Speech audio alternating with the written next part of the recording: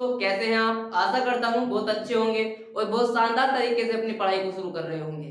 मैं आकाश कुमार, मैं आपको आधुनिक भारत का इतिहास पढ़ाने जा रहा हूँ। जैसे कि मैंने आपको कल बताया था कि मैं और मेरी टीम आपके लिए लेकर आ रही है सिद्धार्थ बैच, जिसमें आप हर एक एग्जाम जैसे कि SSC MTS, SSC CHSL, UP police, UP triple SC PAT आदि परीक्षाओं की तैयारी शानदार तरीके से कर सकते हैं और आप अपना एग्जाम आसान तरीके से क्लियर कर सकते हैं।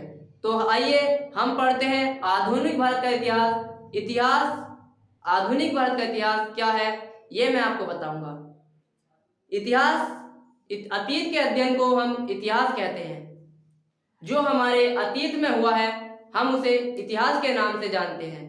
इतिहासकारों ने इतिहास को 3 फेज में बांटा है, जिसमें हम लास्ट का फेज यानी कि आधुनिक भारत का इतिहास पढ़ेंगे। आधुनिक भारत के इतिहास में आता क्या है, करते कैसे हैं, पढ़ना कैसे है, मैं आपको बताऊंगा। आप बने रहिए, मानिए आपसे कोई क्वेश्चन मिस नहीं होगा। आप मेरे साथ पढ़िए और देखिए मेरी वीडियो को ज्यादा से ज्यादा मैं आपके क्वेश्चन क्लिक करवाने की कोशिश करूंगा।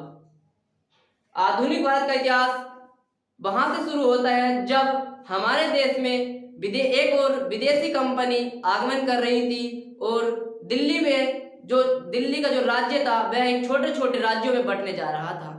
यानी कि जो छोटे छोटे राज्यों में एक और छोटे छोटे राज्यों में हमारा देश बढ़ता चला गया और दूसरी ओर से विदेशी कंपनी आई और हमारे देश में पहले व्यापार किया, फिर व्यापार के माध्यम से धीरे धीरे आगे चलती रही। उसके बाद हमारे देश में राज्य स्थापित करने लगी।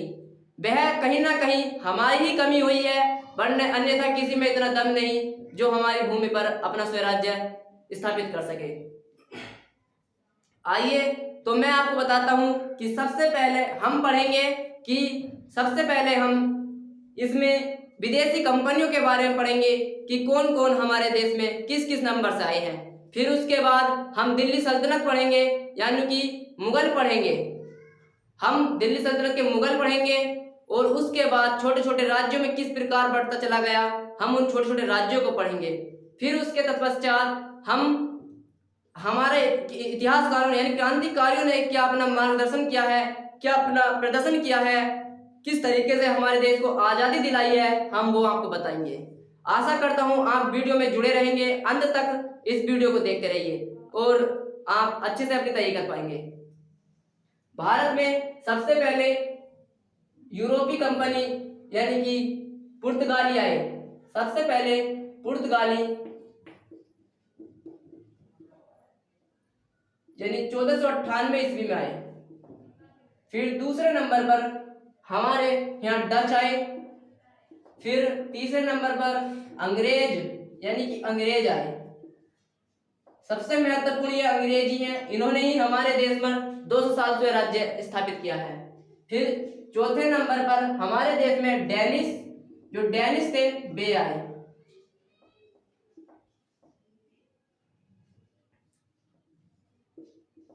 और 5वें नंबर पर हमारे देश में फ्रांसीसी आए।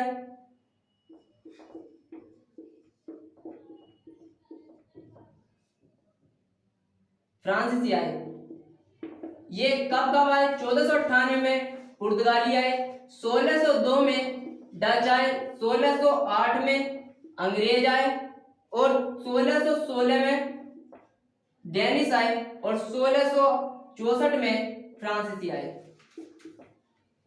अब इन्होंने इस विस्तार से आए। 1498 में पुर्तगाली आए, डच 1602 में आए, अंग्रेज 1608 में आए, डेनिश 1616 में आए और फ्रांसीसी 1664 में आए। इन्होंने कैसे कैसे हमारे देश में स्वराज्य, पहले कंपनी खोली फिर स्वराज्य किया, तो कैसे कैसे किया आइए हम आपको बताते हैं। पुर्तगालियों को शुरू करने जा रहे हैं। आशा है कि आप बने रहेंगे हमारे साथ लास्ट तक वीडियो में। तो पुर्तगाली हम सबसे शुरू में पढ़ेंगे। 1498 ईस्वी में पहला पुर्तगाली आने वाला वास्को डी गामा था। यह अफ्रीका का चक्कर लगाते हुए उत्तमाशांतरीय द्वीप पर, जिसका नाम कैप ऑफ गॉड ऑफ है, इस द्वीप पर भारत में आया था। इसकी खोज बार्थोलोमेव डियाज ने की थी। यानी कि उत्तमाशा अंतरिक्ष द्वीप की खोज बार्थोलोमे डियाज ने की थी। अब्दुल मजीद गुजराती पथ प्रदर्शक की मदद से वास्को डी गामा भारत आया। मारवाड़ तट पर यह उतरा था, जहां पर जमोरिन नामक राजा शासन कर रहा था। यह कालीकट बंदरगाह पर उतरा, लेकिन उस समय दिल्ली में सिकंदर का शासन चल रहा था। अब हम पुर्तगालियों के गवर्नर जनरलों को पढ़ते हैं। तो अब हम पुर्तगालियों के गवर्नर या वॉइसरॉय को पढ़ने जा रहे हैं। तो पुर्तगालियों का सबसे पहले गवर्नर या वॉइसरॉय फ्रांसिस्को डी अल्मेडा था। यह प्रथम वॉइसरॉय था। नीले जल की नीति को इसी ने अपनाया था। पुर्तगालियों के governor general Francisco de Almeida ने नीले जल की नीति को अपनाया था। नीले जल की नीति क्या थी? समुद्र में अपना आधिपत्य अधिक शामिल करने के लिए नीले जल की नीति को अपनाया गया। फ्रांसिस्को का दूसरा governor general Alfonso de Almeida था। इसने मुख्यालय कोचीन को बनाया और बीजापुर के शासक आदिल शाह से गोवा को जीत लिया। इसके बाद जो तीसरा शासक आता है नूनो डी कुना। इसने क्या किया? जब यह आया तो इसने राजधानी कोचीन से गोवा स्थानांतरित की, जबकि कोचीन में अल्फांसो डी अल्मेडा ने इसने क्या किया?